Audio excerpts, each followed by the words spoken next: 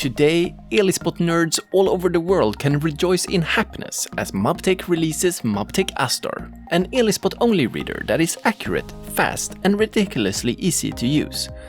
Based on the same rawspot technology found in his big sister Iris, ASTOR delivers a level of performance in ELISpot-only readers previously unseen. And in this tutorial video, we show you the basics of reading, counting, and exporting your data in the most optimal workflow possible. We initiate our session by double-clicking on the Mabtech Apex software icon, logging in through the admin profile in the welcoming window, and then under New Plate, selecting the ELISpot assay principle of our choice. Okay, let's show what ASTOR can really do. We hit the read button, and the already loaded strip plate starts being read immediately by the ASTOR system. The XY table is self-calibrated on startup, so that's nothing we have to do. Every single image from the ELISpot plate is captured in 12-bit image raw.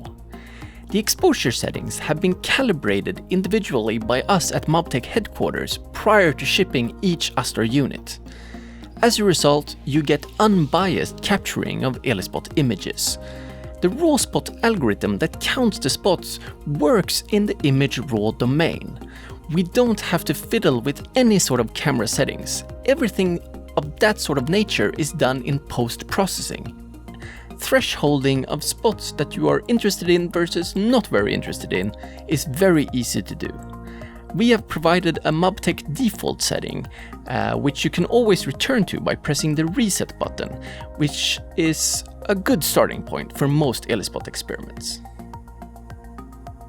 Let's go back to plate view and explain something fundamental about how the preset system works. We can press the Show Preset button and get an overview of how the presets are currently divided in the plate. Here, Mabtech Default Normal is used for all 96 wells.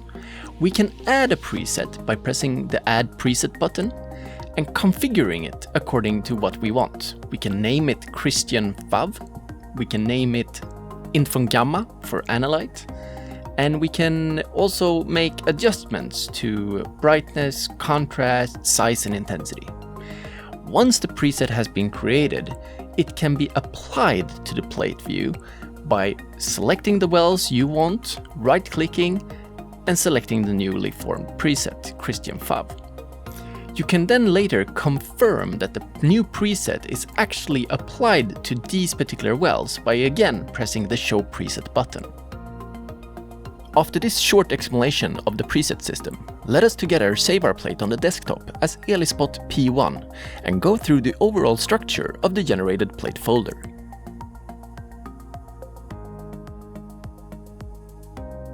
First and foremost, we have the JPEG plate subfolder containing an overview of the entire plate with spot numbers.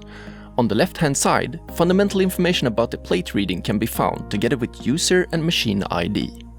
JPEG well contains the individual ELISpot images in high resolution.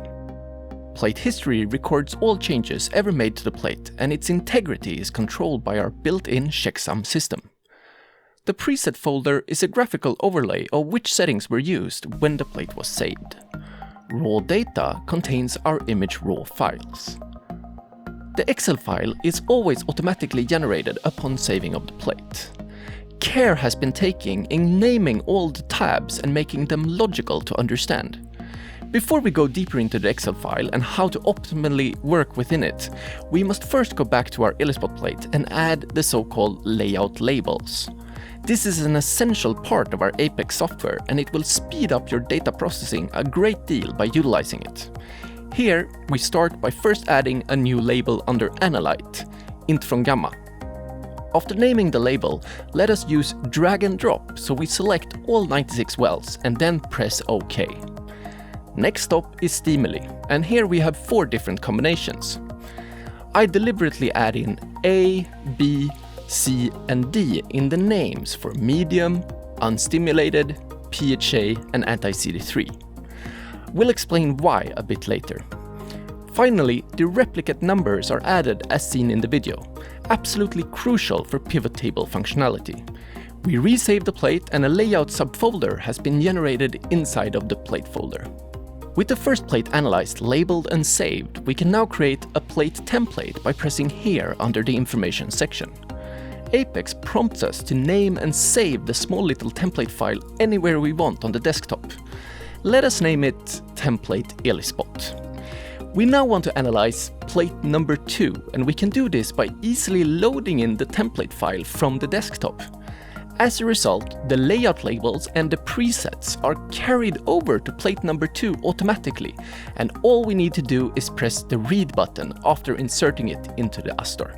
1 minute and 45 seconds later, we are done, and the plate can be saved on the desktop as ELISpot P2. As an alternative to the template function, we can also use save as in order to carry over the layout and preset data to a new plate we want to analyze. Start by making sure the plate you are gonna read over is saved on the hard drive. Insert the new plate and press read. A pop-up warns us that the data will be overwritten, but since it is already saved on the hard drive, all is good. Once the new plate has been read, we must make sure to use the Save As button found up here under the information section. Just like with Microsoft Office software, the old files are still intact in ELISpot P2, as long as you have used Save As. The new plate, the third one, we save as ELISpot P3 on the desktop. With the 3 plates saved safely on the hard drive, we can now take advantage of the great export functionality in Mabtech Apex. Load in the 3 plates simultaneously, press the Export button and select All Open Plates Excel. A combined database for all the 3 plates can now be saved on the hard drive. Open it up, select all, and insert a pivot table. This functionality is built into Excel and allows you to process large amounts of data in a very ingenious way. Tables are built by dragging and dropping the different variables you want, and depending on their arrangement, tables can look the way you want them to. By help of the layout stimuli category and replicate number information added in Apex, our pivot tables become perfectly aligned for the type of data arrangement we as scientists want to have. For example, please note how the A, B, C, and D added under the layout stimuli in Apex here serves a smart purpose. Since PivotTable sorts its data based on lettering, this little trick gives me the order of stimuli I want within the pivot table.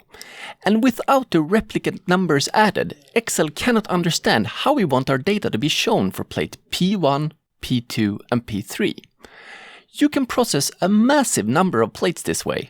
In fact, why not design your whole project around properly labeled templates combined with Excel exports as shown here? For a study with 50 plates, you can easily save days of work in data processing.